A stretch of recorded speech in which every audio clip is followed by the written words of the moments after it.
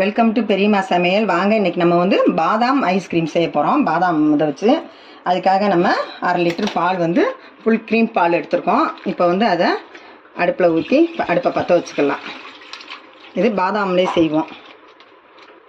பாதாம் ஐஸ்கிரீமுக்காக இன்றைக்கி இது பண்ணுறோம். இப்போ அடுப்பை பற்ற வச்சுக்கிட்டோம். இப்போ பால் காயட்டும். நல்லா திக்காக வந்துருச்சு. இப்போ வந்து நம்ம வந்து இது வந்து பாதாம் இதுக்காக நம்ம வந்து நாட்டு சக்கரில் ஐஸ்கிரீம் செஞ்சுருக்கோம். இப்போ வந்து சுகர் ஒயிட் சுகர் விட்டு நம்ம இந்த பாதாம் இது செய்யலாம். இப்போ வந்து உங்களுக்கு எப்படின்னு காட்டுறேன்.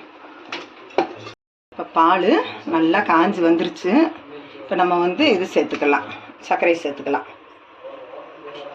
சர்க்கரை கரைஞ்ச பிறகு நம்ம இப்போ சர்க்கரை சேர்த்துக்கிறோம். 100 கிராம் சர்க்கரை சேர்த்துருக்கோம் 1/2 லிட்டர் பாலுக்கு. ஸ்வீட் உங்களுக்கு எவ்வளோ வேணுமோ வேணால் இன்னும் கொஞ்சம் கூட சேர்த்துக்கலாம். இது கரெக்டாக இருக்கும். நல்ல ஸ்வீட் வேணால் இன்னும் 1 ஸ்பூன் கூட சேர்த்துக்கோங்க. இப்போ வந்து நல்லா திக்காயிருச்சு. இப்போ வந்து நம்ம கார்ன்ஃப்ளவர் மாவு 1.5 ஸ்பூன் அளவுக்கு சேர்த்துக்கலாம். கரைச்சி வச்சுருக்கோம். திக்குக்காக நம்ம 1.5 ஸ்பூன் அளவுக்கு.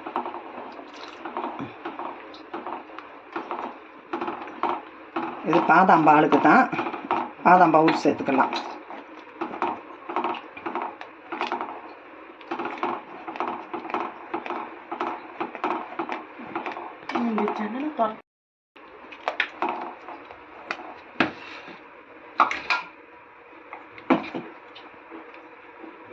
பாதாம் முந்திரி எல்லாம் பொடி பண்ணி வச்சுருக்கோம்.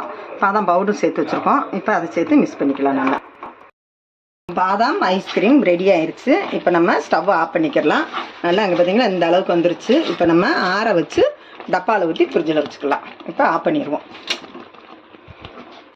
ஐஸ்கிரீமுக்கு ரெடி ஆயிடுச்சு. இப்போ எடுத்து நம்ம இந்த டப்பாவில் ஊற்றி ஃப்ரிட்ஜரில் வச்சுக்கலாம். ஒரு 3 மணி நேரம் கழித்து அதை எடுத்து உங்களுக்கு என்ன செய்யணும் காட்டுறேன். 3 மணி நேரம் ஃப்ரிட்ஜரில் வச்சுருந்தோம்.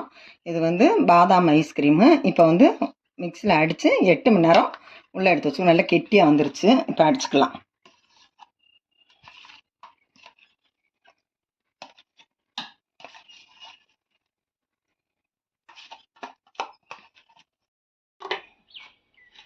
இப்போ ஒன்று போல் நல்லா அடிச்சுக்கிட்டோம். இப்போ ஊற்றிக்கலாம் டப்பாவில். அதே டப்பாவில் ஊற்றிக்கலாம்.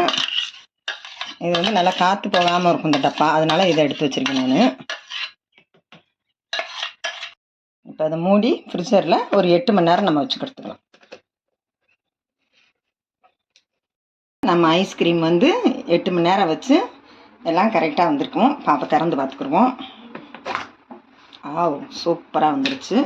நல்லா கெட்டியாக இருக்குது. இப்போ நம்ம இதை எடுக்கிறதுக்கு முன்னாடி கரண்டியை வந்து வெந்நீரில் முக்கி எடுத்துகிட்டு எடுக்கலாம். தான் நல்லா ஸ்கூப்பாக அழகாக வரும். நம்ம அதனால் இதை வச்சு எடுத்துக்கிடுவோம். சூப்பர் ஐஸ்கிரீம், பாதாம் ஐஸ்கிரீம் ரெடி.